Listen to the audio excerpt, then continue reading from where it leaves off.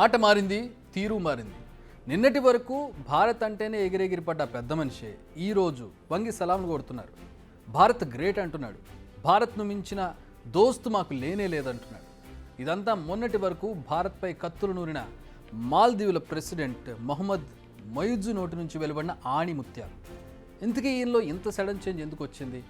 ఆ మార్పు వెనుక అసలు రీజన్ ఏంటి? మాల్దీవ్స్ ఒక చిన్న దేశం. 5 లక్షల జనాభా ఉన్న ఈ చిన్న దేశానికి గతేడాది నవంబర్లో అధ్యక్షుడయ్యాడు మొహమ్మద్ మొయిజ్. పగ్గాలు చేపట్టడమే ఆలస్యం యాంటీ ఇండియా యాక్షన్ స్టార్ట్ చేశాడు. చైనాకు దగ్గరగా, ఇండియాకు దూరంగా జరిగాడు. మాల్దీవ్స్లో ఉన్న ఇండియన్ మిలిటరీ వాళ్ళు వెళ్ళిపోవాల్సిందే అన్నాడు. మీరిచ్చిన హెలికాప్టర్లు, విమానం వద్దు, అన్నింటినీ సర్దేసుకుని వెళ్ళిపోవాలంటూ హుకుం జారీ చేశాడు. మే 10 వరకు ఖాళీ చేయాలని డెడ్ లైన్ కూడా విధించాడు.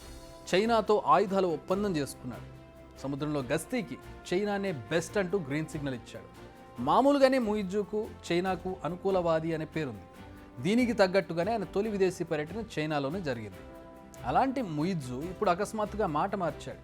ఇండియా చాలా గొప్ప దేశం అంటున్నాడు. ఇండియా మాకెప్పటికీ ఫ్రెండే అంటున్నాడు. ఇండియా చేపట్టిన ప్రాజెక్ట్స్ కంప్లీట్ చేయాలంటున్నాడు. ఎలాంటి అడ్డంకులు ఉండవని భరోసా ఇస్తున్నాడు.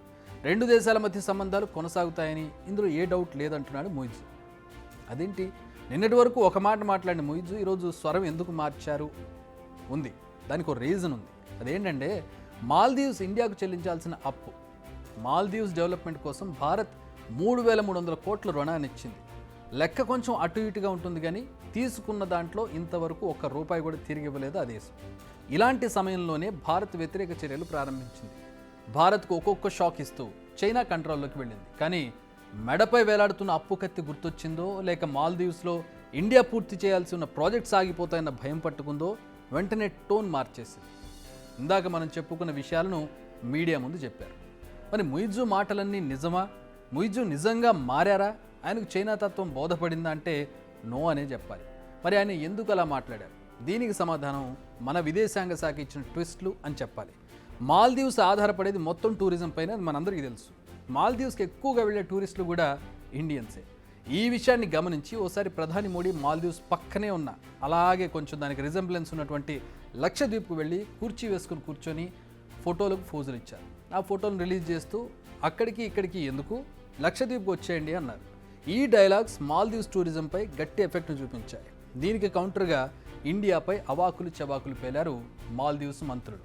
దీంతో ఇండియాలో బాయ్కాట్ మాల్దీవ్స్ ఇష్యూ ట్రెండ్ అయింది. కానీ ఈ పరిణామంతో మరో విషయం తెలుసుకుంది ఇండియా. తీర ప్రాంతంపై నిఘా ఉంచాలంటే ఇకపై మాల్దీవ్స్పై ఆధారపడడం తగ్గించాలి అనే విషయం ఇండియాకు తెలిసొచ్చింది. లక్షద్వీప్లో ఆర్మీ బేస్ల నిర్మాణాన్ని షురూ చేసింది. దారికి వస్తుందనుకున్న ఇండియా నుంచి ఈ రేంజ్ అటాక్ ఎక్స్పెక్ట్ చేయలేదు మాల్దీవ్స్. ప్రస్తుతం మాల్దీవ్స్లో నిర్మాణంలో ఉన్న ప్రాజెక్ట్స్ను ఇండియా ఆపేస్తే అసలుకే మోసం తప్పదు. ఇక అప్పు చెల్లించాలని ఒత్తిడి తీసుకొస్తే ఈ ఆలోచనే వారికి కాస్త భయాన్ని కల్పించిందని చెప్పాలి. దీంతో స్టాండ్ మారింది, టోన్లో చేంజ్ వచ్చింది. అప్పు విషయంలో కాస్త కరుణ చూపించాలంటూ కాళ్లబేరానికి ముయిజ్జు రావాల్సి వచ్చింది. ప్రస్తుతం చైనా అండ చూసుకుని రెచ్చిపోతోంది మాల్దీవ్స్. పైకి కరుణ చూపించండి అంటున్నా చైనా విషయంలో మాల్దీవ్స్ స్టాండ్ మారడం లేదు. చైనాతో భారత్కు థ్రెట్ ఉందన్న విషయం తెలిసి కూడా మన దేశ భద్రతకు ముప్పు వాటిల్లే చర్యలను తీసుకుంటోంది. ఎందుకంటే చైనా మాల్దీవ్స్లో తన బేస్ను ఏర్పాటు చేసుకుంటోంది. చైనాతో స్నేహం, ధృతరాష్ట్ర కౌగిలి అనే విషయం తెలుసుకునేందుకు కాస్త సమయం పడుతుంది. కానీ అప్పటికే జరగాల్సిన నష్టం జరిగిపోతుంది. ఇదే విషయాన్ని భారత్ చెప్పినా వినే పరిస్థితిలో లేదు మాల్దీవ్స్. అందుకే మొయిజ్జు రిక్వెస్ట్ మీద కేంద్ర ప్రభుత్వం ఎలా రియాక్ట్ అవుతుందన్నది ఇప్పుడు ఉత్కంఠ రేపుతోంది.